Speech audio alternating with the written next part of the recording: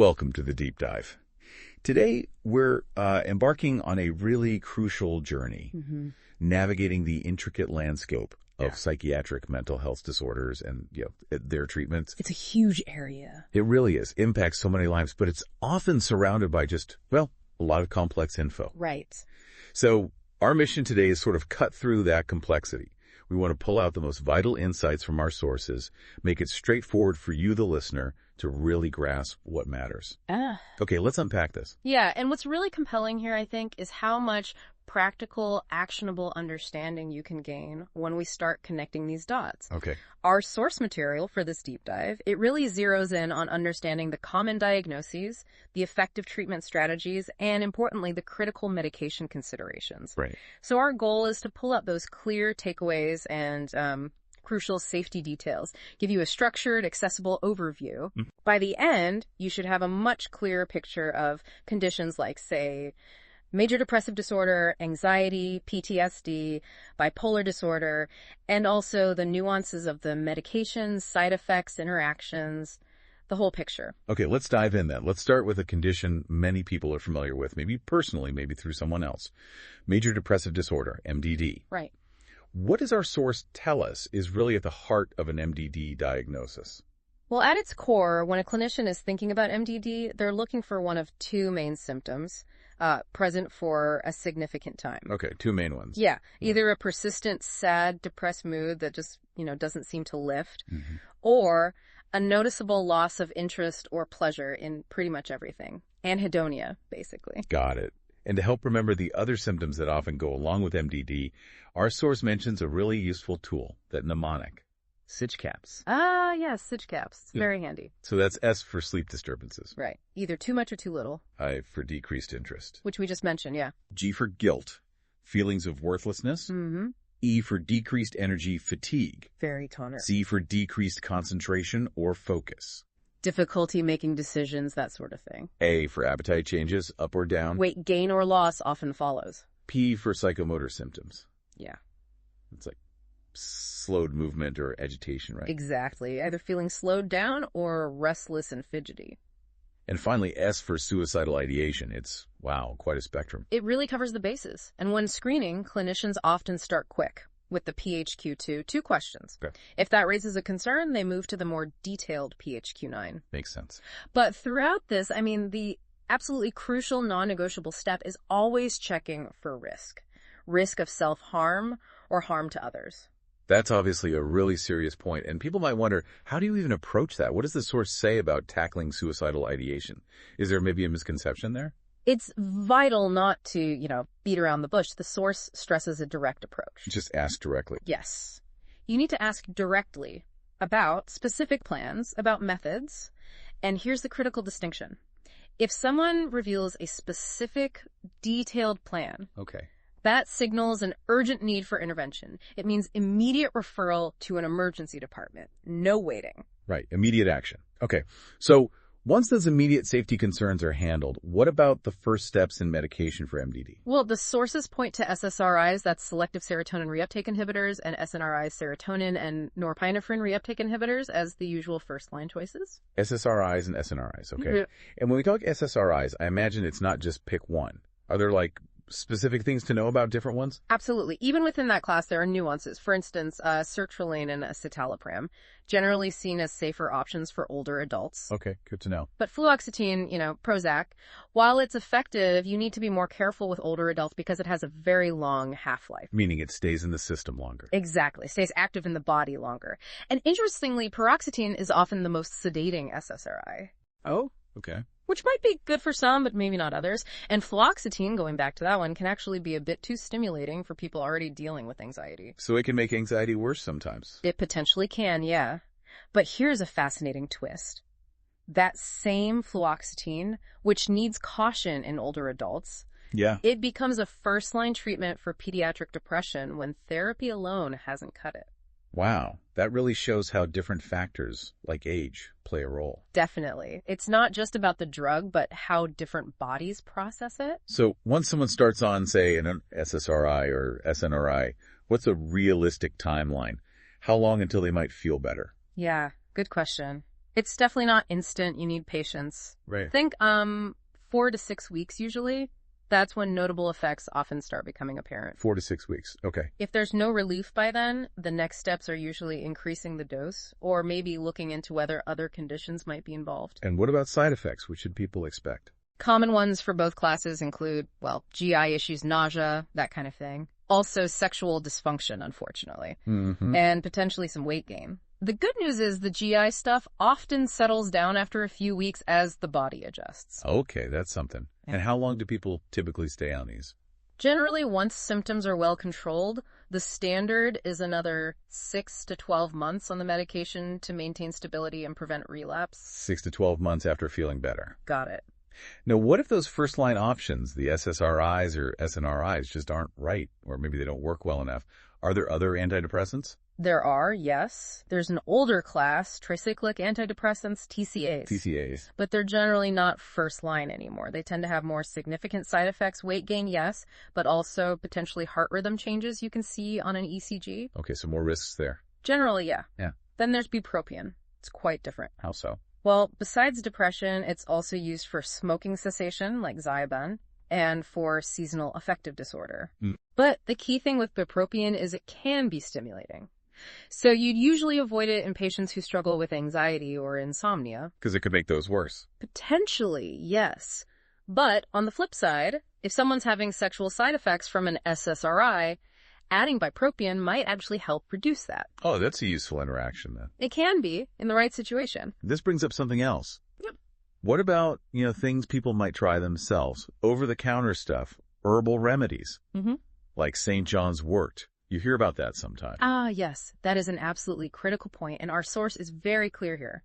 A significant warning about St. John's wort. Okay. What's the warning? You cannot use it at the same time as any medications that affect serotonin levels, like SSRIs or SNRIs. Cannot. Why not? Because doing so dramatically increases the risk of a really serious condition called serotonin syndrome. Serotonin syndrome. Okay, what does that look like? How serious are we talking? We're talking very serious. It's a medical emergency. Symptoms include things like shivering, hyperreflexia, which is like overactive reflexes. Okay. And agitation, confusion.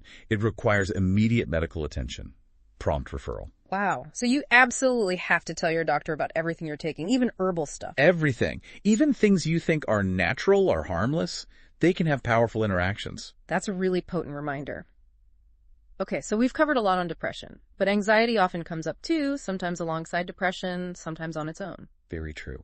Let's pivot to anxiety disorders. Is there a handy way to remember the symptoms for anxiety, like SIDS caps for depression? There is. Our source offers another mnemonic for anxiety.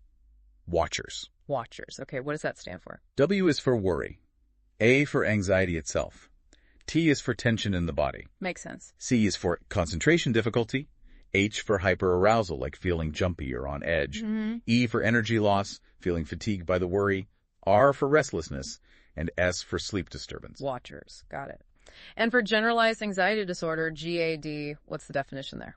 GAD is specifically about excessive worry, difficult to control, causing real functional impairment, and lasting for at least 6 months. 6 months. Right. And like MDD, there are screening tools. GAD-2 first, then maybe GAD-7. And treatments, similar to depression. Yes, for first-line treatments, we're again looking primarily at SSRIs and SNRIs. Okay. Bupropion is also common, often used as an add-on. It's not a controlled substance, which is a plus. What about things like Valium or Xanax? Yeah. Benzodiazepine. Right, benzodiazepines. The source highlights a major caution here. They can be useful, yes, but really only for very specific situations, like maybe situational anxiety or very short-term use. Why the caution? Because they carry significant risks. Dependence, tolerance, withdrawal issues. Their use needs to be very carefully managed and usually limited to the short term. Got it. Okay, moving on. Another area linked to intense experiences, post-traumatic stress disorder, PTSD. What defines PTSD? Well, PTSD develops after someone experiences or witnesses a pretty significant traumatic event. Key symptoms involve re-experiencing the trauma, think this, nightmares, flashbacks. Also, hypervigilance, feeling constantly on guard, scanning for danger. Avoidance of reminders is another one. And how is it usually treated? First-line approaches usually combine medication. SSRIs are often preferred here too, and specific types of therapy, like cognitive behavioral therapy, tailored for trauma, CBT. Therapy and meds. Makes sense. And what about sleep problems? Insomnia seems to pop up with almost all of these conditions. It's incredibly common, yes. For insomnia, the initial approach is usually about the foundations. Like what? Rigorous sleep hygiene education, consistent sleep schedules, cool dark room, no screens before bed, that kind of thing. The basics, yeah. And also cognitive behavioral therapy specifically for insomnia, CBTI, it's very effective. And if that's not enough? Then medications might be considered. Things like melatonin maybe, or FDA-approved prescription drugs like Zolpidem. But always with caution. Oh, sure, why? Potential side effects, next-day drowsiness, sometimes complex sleep behaviors, and risk of dependence with some of them. Right. Okay, let's turn to bipolar disorder now. That's known for those big mood swings, right? That's the hallmark, yes. Bipolar disorder involves these distinct extreme episodes of both mania, which is that elevated, expansive, or sometimes irritable mood. High energy. Very high energy, yes. Little need for sleep, racing thoughts jumping all over the place, high excitement, maybe risky behavior, and then episodes of depression. So extreme highs and extreme lows. How is that treated? A cornerstone medication, often first line, is lithium. It's a mood stabilizer. Lithium, I've heard of that. Yes, but it's crucial to understand lithium has a very narrow therapeutic range. Meaning there's a very fine line between a dose that works effectively and a dose that becomes toxic. Oh, wow. Its optimal blood level range is usually pretty tight, like 0.6 to 1.2. Levels above 1.5 start posing a significant risk of toxicity. So people on lithium need regular blood tests. Absolutely essential. Regular monitoring is key. What are the signs if the level does get too high? Lithium toxicity. Symptoms to watch for include nausea, vomiting, noticeable tremors like shaky hands, and confusion. Okay. And also, it's worth knowing that long-term lithium use can sometimes lead to hypothyroidism. Affecting the thyroid gland. Correct. What about other big classes of meds? Like antipsychotics, where do they fit in? Antipsychotics, there are older typical ones and Yeah. newer atypical ones. They're mainly used for conditions like schizophrenia. Okay. And also sometimes for treatment-resistant depression when other things haven't worked. But generally, primary care clinicians are more involved in monitoring side effects rather than starting these meds. And what are the big side effects to monitor? A major concern, especially with the newer atypical antipsychotics, is metabolic side effects. Metabolic, like weight. Exactly. Significant weight gain is notorious. And also increased risk of high cholesterol, high triglycerides, even diabetes. Okay, that's serious stuff to watch. So this brings us to something really interesting. We've talked about all these meds, different conditions, but people react so differently, right? One size rarely fits all in medicine. Precisely. And this is where the field of pharmacogenomics becomes really relevant. Pharmacogenomics. Sounds complex. It's about how your genes affect your response to drugs. See, most medications, including many we've discussed, they get processed or metabolized, mainly in the liver, by a group of enzymes called cytochrome P450 enzymes. Cytochrome P450, okay. Think of them like specialized processing teams in your liver. Now, remember St. John's wort? Yeah, the one you can't mix with SSRIs. Right. Well, it actually induces one of these teams, CYP3A4, makes it work overtime. Ah, so it chews up other drugs faster. Exactly. It can decrease the effectiveness of other drugs processed by that same team. And what's fascinating is that our genetic makeup determines how efficient these enzyme teams are. So my teams might work differently than yours. Potentially, yes. For example, the activity of another enzyme, CYP2C19, varies significantly across different populations. How does that affect things? It directly impacts how individuals metabolize certain drugs. Some people might break down a drug really fast, needing a higher dose, while others break it down slowly, making them more prone to side effects at a standard dose. Wow, so our genes really influence how medication works for us. Absolutely. It's a huge factor in why responses vary so much, and it really points towards the future of more personalized medicine. What an illuminating deep dive. Okay. Seriously, we've covered so much ground. From those handy mnemonics, SIDS caps, and washers, to the really specific details about SSRIs, SNRIs, the warnings about things like St. John's wort, the risks with benzos. All right. I feel like you, the listener, now have a much clearer, more informed understanding of this whole vital area. You got the specifics on drugs, side effects, interactions, all pulled together from the source material. You really do have a shortcut to being truly well-informed. And maybe if we connect this to the bigger picture, it leaves us with a question to think about. How might really understanding these individual differences in metabolism, these potential drug interactions.